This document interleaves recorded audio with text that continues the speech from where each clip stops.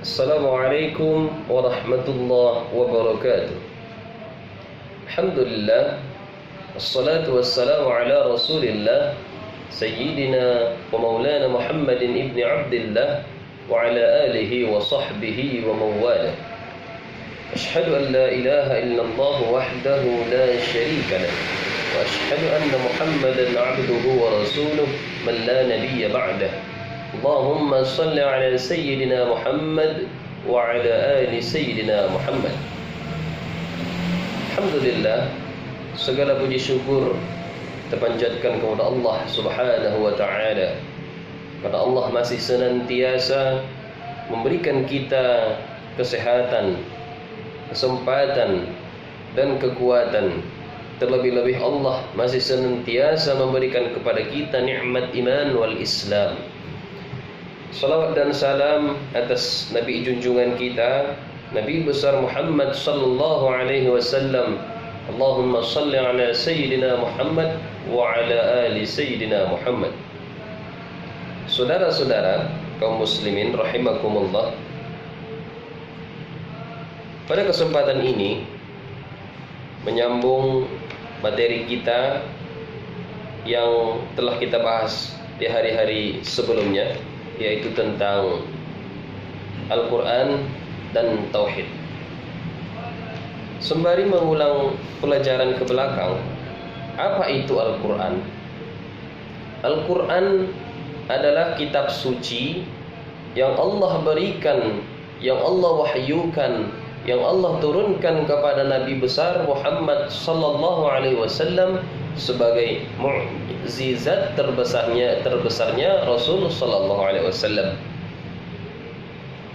Al-Quran juga sebagai petunjuk bagi umat manusia yang mau beriman kepada Allah Subhanahu wa ta'ala. Di sini pada kesempatan ini kita juga akan membahas, pada kajian selanjutnya kita akan membahas tentang ibadah ataupun yang disebut dengan pengabdian kepada Allah Subhanahu wa ta'ala. Secara etimologi, ibadah berarti merendahkan diri serta tunduk kepada Allah Subhanahu wa ta'ala.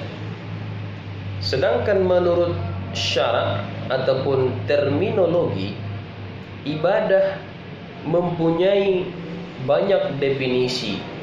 Di antaranya, pertama, ibadah adalah taat kepada Allah dengan melaksanakan segala perintahnya dan menjauhi segala larangannya.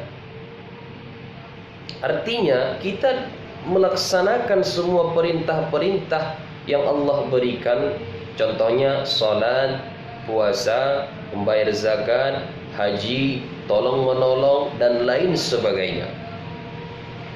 Itu pengertian ibadah yang pertama. Yang kedua, secara terminologi lagi mengatakan ibadah artinya merendahkan diri kepada Allah, yaitu tingkatan tunduk yang paling tinggi serta dengan rasa mahabbah ataupun kecintaan yang paling tinggi.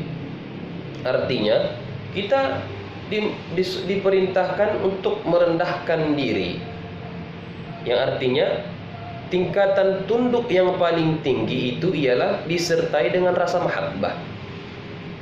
Kalau memang sudah mengatakan saya hamba Allah, harus dengan kecintaan kita yang penuh kepada Allah Subhanahu wa ta'ala. Selanjutnya, sebutan yang mencakup seluruh apa yang dicintai dan diridai Allah, baik berupa ucapan, perbuatan yang zahir maupun yang batin. Artinya saudara, ibadah kita bukan hanya dalam ucapan saja, namun harus diaplikasikan.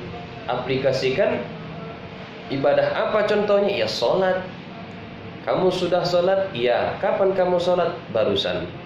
Itu namanya melaksanakan ataupun mengimplementasikan ibadah yang bukan hanya sekedar dalam ucapan, namun harus ada tindakannya. Di sini selanjutnya akhlak ataupun sikap dan perilaku. Apa itu akhlak ataupun sikap dan perilaku? Baik ia sikap terhadap Allah kepada ataupun sesama manusia, disebut dengan hablum minallah, hablum minan nas. Hablum minallah itu apa? Ya hubungan kita dengan Allah. Bagaimana cara kita menjaga hubungan yang baik dengan Allah? Yang melaksanakan segala perintahnya dan menjauhi segala apa yang dilarangnya. Nah, di sini akhlak merupakan salah satu faktor yang menentukan derajat keislaman dan keimanan seseorang. Akhlak yang baik adalah cerminan baiknya akidah dan syariah yang diyakini seseorang. Buruknya akhlak merupakan indikasi buruknya pemahaman seseorang terhadap akidah dan syariah. Rasul bersabda, paling sempurna orang mukmin imannya adalah yang paling luhur akidahnya. Saudara-saudara, dalam hadis Nabi Rasulullah SAW, beliau mengatakan, innama bu'ithtu liutammi makarimal akhlak. Aku diutus oleh Allah ke dalam dunia hanyalah untuk menyempurnakan akhlak manusia. Rasul dilahirkan di kota Mekkah, yang mana di masyarakat di kota Mekkah ini akhlaknya sangat tercela. Maka dakwah yang pertama Rasul berikan bukanlah tentang salat. Dakwah yang pertama Rasul berikan bukanlah tentang bayar zakat, puasa, naik haji dan lain sebagainya. Namun dakwah yang Rasulullah SAW laksanakan, berikan kepada masyarakat kota Mekkah, terlebih dahulunya kepada keluarganya, ialah tentang penanaman akhlak sopan santun, adab kepada Allah ataupun kepada sesama manusia. Bagaimana Rasulullah melakukan kehidupan sehari-hari dalam kehidupan sosialnya, bergaul dengan tetangganya, bergaul dengan para kafir Quraisy di masa itu. Rasulullah memberikan contoh suri tauladan yang baik pada masa itu, sebelum Rasul diberikan wahyu oleh Allah ataupun sebelum Muhammad diangkat menjadi Rasul. Akhlaknya sangatlah terpuji. Bahkan Rasul diberikan julukan oleh masyarakat kota Mekkah dengan julukan Al-Amin, yang terpercaya, karena akhlaknya sangat terpuji.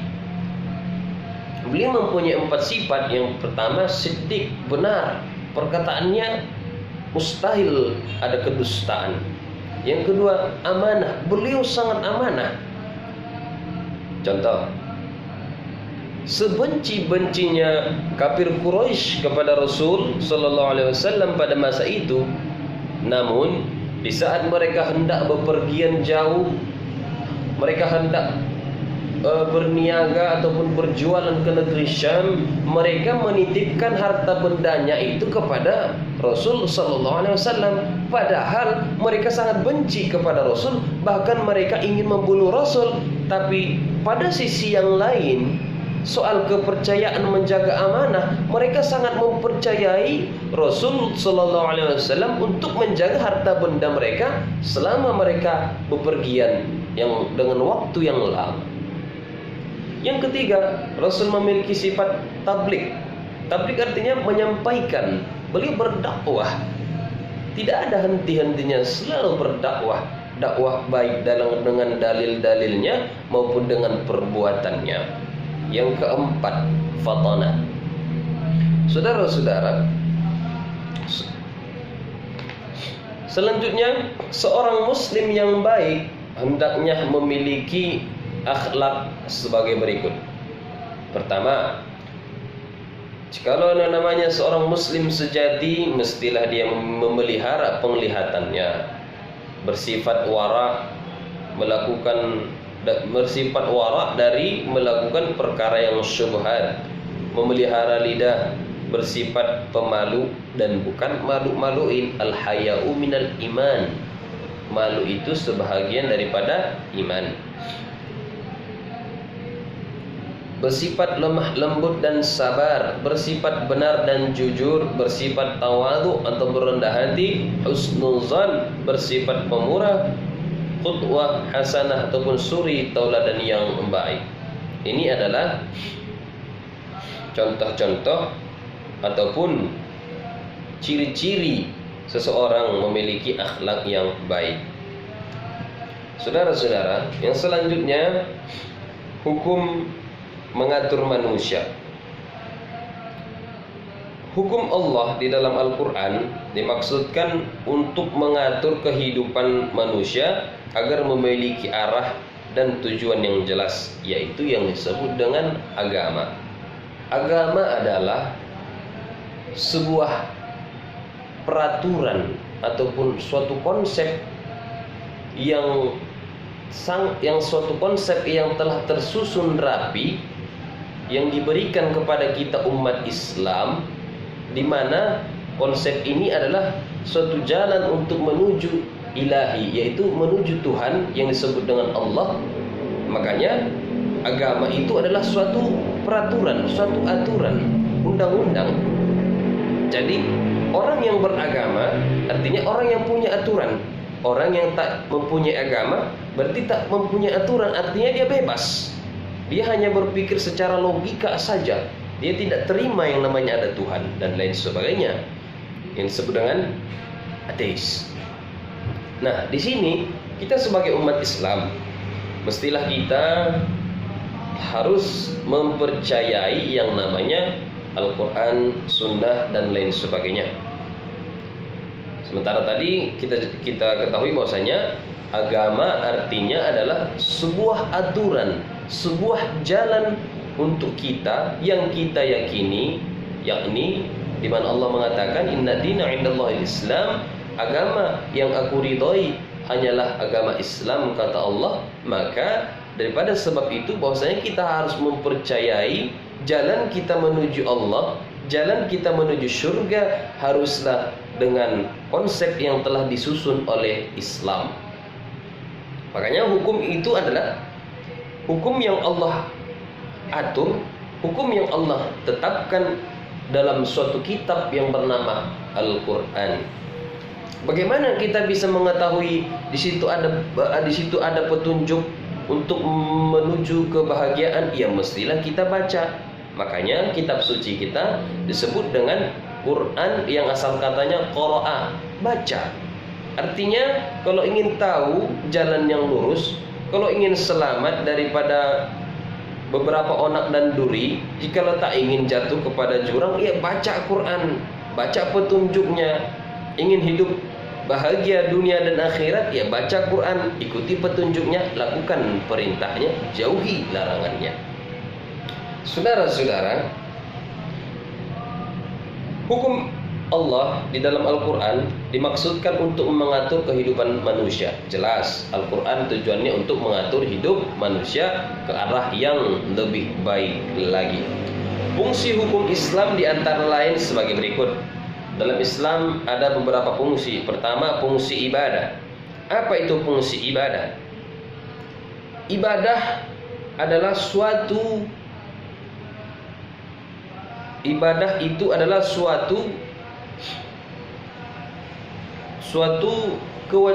bisa dikatakan wajib, bisa dikatakan sunnah. Nah, dua ini bisa dikatakan wajib, bisa dikatakan sunnah. Ibadah wajib itu apa? Ya sholat, ya puasa, ya zakat, ya haji bagi yang mampu, dan mempercayai adanya hari kiamat. Adapun hukum yang sunnah itu bagaimana? Ya banyak, contohnya puasa Senin, Kemis dan lain-lain sebagainya. Namun di sini hukum Islam adalah aturan Allah yang dipatuhi oleh setiap muslim, dan kepatuhannya merupakan ibadah sekaligus sebagai indikasi keimanan seseorang. Sebagai implementasinya, setiap pelaksana hukum diberi pahala, sedangkan pelanggarnya diancam dengan siksa. Ma yusabu ala fi'lihi wa la yu'aqabu ala tarkihi, kata para pakar ulama kita dalam kitab Usuluddin. Ma yusabu ala fi'lihi, barang siapa yang mengerjakan perintah Allah dengan ikhlas, dengan sabar, maka akan diberi ganjaran pahala. Wala yu'aqabu ala tarkihi, dan barang siapa yang meninggalkan suatu perkara tersebut, maka dia akan diberikan ganjaran dosa. Perintah apa itu? Yaitu perintah yang wajib. Wajib definisinya dikerjakan berpahala, ditinggalkan berdosa. Ma yusabu ala fi'lihi. Barang siapa yang mengerjakan yang wajib tadi, maka dia akan mendapatkan pahala. Contohnya apa? Ya sholat 5 waktu wajib. Barang siapa mengerjakan sholat 5 waktu, maka dia mendapatkan pahala. Wala yu'aqabu ala tarkihi, dan barang siapa yang meninggalkan sholat tadi dengan secara sengaja, maka dia akan mendapatkan dosa. Selanjutnya, fungsi amar ma'ruf nahi munkar. Al-Quran senantiasa mengajarkan kebaikan ataupun amar ma'ruf dan melarang setiap manusia untuk berbuat kerusakan ataupun mungkar.